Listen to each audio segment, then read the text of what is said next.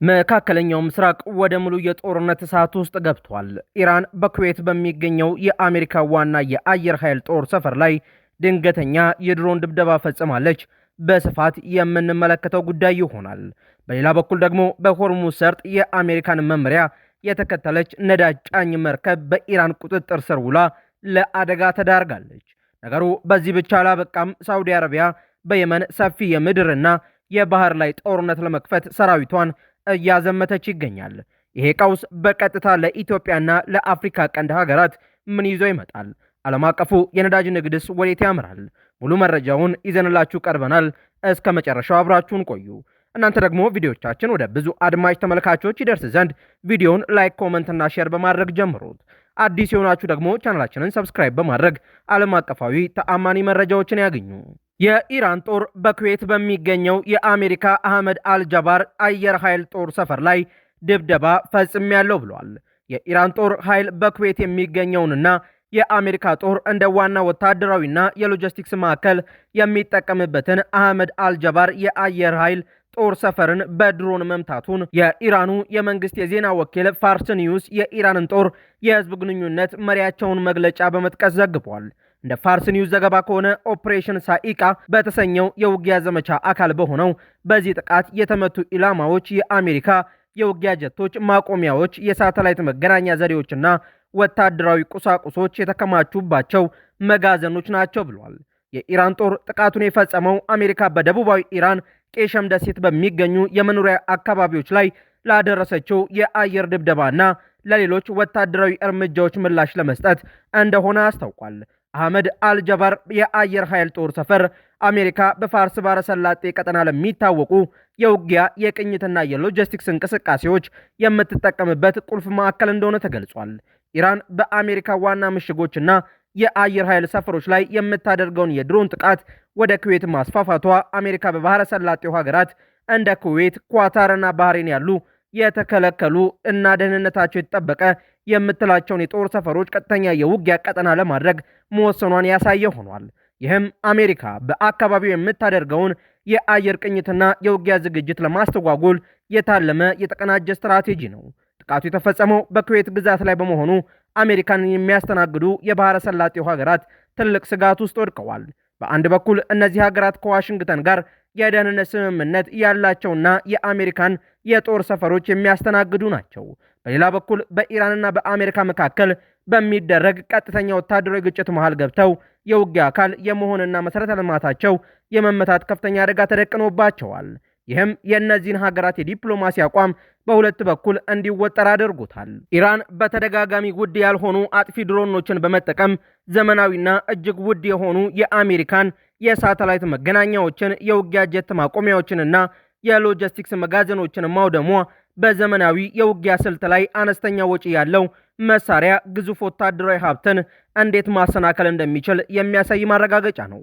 የላቁ የአየር መከላከያ ስርዓቶች እንዲህ አይነት ብዛት ያላቸውን አነስተኛ ድሮኖች ሙሉ በሙሉ ለመግታት ከባድ ፈተና ገጥሟቸዋል። የኢራን ጦር ጥቃቱን በቄሸም ደሴት ላይ አሜሪካ ከፈጸመችው ድብደባ ጋር ማያያዙ ግጭቱ ጥቃትን በጥቃት በሚመስል ቀጥተኛ የብቀላ ሰንሰለት ውስጥ መግባቱን ያሳያል። ሁለቱም ወገኖች ከቀጥተኛ የጠብ አጫሪነት እርምጃ ካልተቆጠቡ ግጭቱ ወደ ሙሉ ቀጠናዊ ጦርነት የማደግ ዕድሉ ከፍተኛ ሆኗል ሲሉም የቀጠናው የፖለቲካ ተንታኞች የተናገሩ ይገኛሉ። ይህ በእንዲህ እንዳለ በሆርሙዝ ሰርጥ ላይ የኢራን እስላማዊ አብዮታዊ ዘብን ማስጠንቀቂያ በመጣስ የአሜሪካ ማዕከላዊ እዝን መመሪያ የተከተለች ነዳጅ ጫኝ መርከብ አደጋ እንደገጠማት ተሰምቷል። በዓለም አቀፉ የነዳጅ ንግድ ቁልፍ መተላለፊያ በሆነው የሆርሙዝ ሰርጥ ላይ ስትንቀሳቀስ የነበረች አንድ የነዳጅ ጫኝ መርከብ የኢራን እስላማዊ አብዮታዊ ዘቡ የሰጠውን የደህንነት ማስጠንቀቂያ ወደ ጎን በማለት የአሜሪካ ማዕከላዊ እዝን መመሪያ በመከተሏ ለአደጋ መዳረጓ ተገልጿል። የኢራኑ ፕሬስ ቴሌቪዥን በማህበራዊ ትስስር ገጹ ባሰራጨው መረጃና ተንቀሳቃሽ ምስል መርከቧ የኢራን የባህር ጥበቃ አባላት የሰጧትን ቀጥተኛ ትዕዛዝ ባለመቀበል የወሰደችው እርምጃ ወደ ከባድ ውጥረትና ጉዳት እንደመራት አመልክቷል። እንደ ምንጮቹ ዘገባ ከሆነ መርከቧ የአሜሪካ ማዕከላዊ እዝን ጥበቃና መመሪያ በመተማመን ጉዞዋን ለመቀጠል በሞከረችበት ወቅት ነው በኢራን ኃይሎች ቁጥጥርና እርምጃ የተወሰደባት። ይህ አጋጣሚ በቀጠናው ከጊዜ ወደ ጊዜ እየጨመረ የመጣውን የባህር ላይ የኃይል የበላይነት ሽሚያና ወታደራዊ ውጥረት ይበልጥ ያባባሰው ሲሆን በቀጠናው የሚንቀሳቀሱ ዓለም አቀፍ የንግድ መርከቦችም ለከፍተኛ ስጋት መዳረጋቸውን ነው የዘርፉ ባለሙያዎች የገለጹት። ኢራን በሆርሙዝ ሰርጥ ላይ የምታደርገው ጥብቅ ቁጥጥርና ጥቃት የአካባቢው ባለቤት እኔ ነኝ የሚል ጠንካራ መልእክት ለአሜሪካና ለምዕራባውያን ወታደራዊ ኃይሎች ለመላክ የታለመ ነው። የኢራን አብዮታዊ ዘብ የባህር ኃይል ማስጠንቀቂያ እርምጃዎችን በመውሰድ አሜሪካ ለንግድ መርከቦች የምታደርገው የደህንነት ዋስትና በተግባር ዋጋ እንደሌለው በቀጥታ እያሳየ ይገኛል። መርከቧ የአሜሪካ ማዕከላዊ እዝን መመሪያ ተከትላ አደጋ ላይ መውደቋ ኢራን በአካባቢው የደህንነት ወሳኙ አካል እኔ ነኝ የሚለውን ትረካ ለማጠናከር ተጠቅማበታለች። በሰርጡ የሚያልፉ ዓለም አቀፍ የነዳጅ ጫኝ መርከቦች በሁለት የኃይል ጎራዎች መካከል ተወጥረው ይገኛሉ። በአንድ በኩል ዓለም አቀፍ የባህር ሕግንና የአሜሪካንና የምዕራባውያንን ጥበቃ ተማምነው መጓዝ ሲሆን፣ በሌላ በኩል ደግሞ የአካባቢውን የባህር ክልል በተግባር የሚቆጣጠረውን የኢራን አብዮታዊ ዘብ ትዕዛዝ ማክበር ነው። የእነዚህ መርከቦች አዛዦች የአሜሪካ ማዕከላዊ እዝን መመሪያ ተከትለው የኢራን አብዮታዊ ዘብን ማስጠንቀቂያ ሲጥሱ ለቁጥጥር፣ ለውርስ ወይም ለጥቃት የመጋለጥ ዕድላቸው ከፍተኛ እየሆነ መጥቷል። ይህ ደግሞ የኢንሹራንስ አበል ዋጋን በከፍተኛ ሁኔታ እንዲጨምርና የባህር ንግድ ወጪን እንዲንር እያደረገው ይገኛል። ይህ አጋጣሚ ቀጥተኛ ጦርነት ውስጥ ሳይገቡ የሚደረግ የኃይል ሚዛን ማስጠበቂያ ስትራቴጂ አካል ነው። አሜሪካ በማዕከላዊ እዟ በኩል የቀጠናውን የባህር ደህንነት ለማስከበር ጥረት ስታደርግ፣ ኢራን ደግሞ በአብዮታዊ ዘቧ በኩል አሜሪካ በቀጠናው ያላትን ተጽዕኖ ለማዳከም የንግድ መርከቦችን እንደ ፖለቲካዊ መደራደሪያና ማሳያ እየተጠቀመችበት ነው። የተከሰተው አደጋ በቀጠናው ያለው ውጥረት ምን ያህል በቀጭን ገመድ ላይ እንደሚገኝ ያሳያል።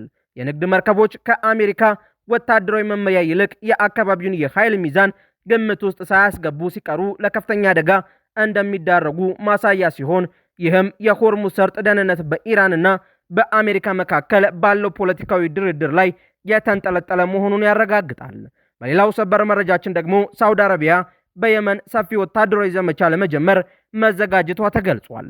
ሳውዲ አረቢያ በማዕከላዊ የመንና በቀይ ባህር ዳርቻዎች በሚገኙ የአንሳሩላ ሁቲ ታጣቂዎች ላይ ከፍተኛ መጠን ያለው የምድርና የባህር ላይ ወታደራዊ ዘመቻ ለመክፈት ዝግጅት እያደረገች መሆኑን የተለያዩ ዓለም አቀፍ የዜና ምንጮች ዘግበዋል። እንደ ጋርዲያን፣ ፋይናንሻል ታይምስ እና ቀጠናዊ የደህንነት ተንታኞች ዘገባ ከሆነ ሪያድ ይህንን እርምጃ ለመውሰድ የተገደደችው አንሳሩላህ በቅርቡ በሳውዲ አረቢያ የነዳጅ መሠረተ ልማቶች በያምቡና ጂዛን ላይ ያደረሰውን የሮኬትና የድሮን ጥቃት እንዲሁም በቀይ ባህር የመርከቦች እንቅስቃሴ ላይ የጣለውን የባህር ላይ እገዳ ለመስበር በሚል ነው።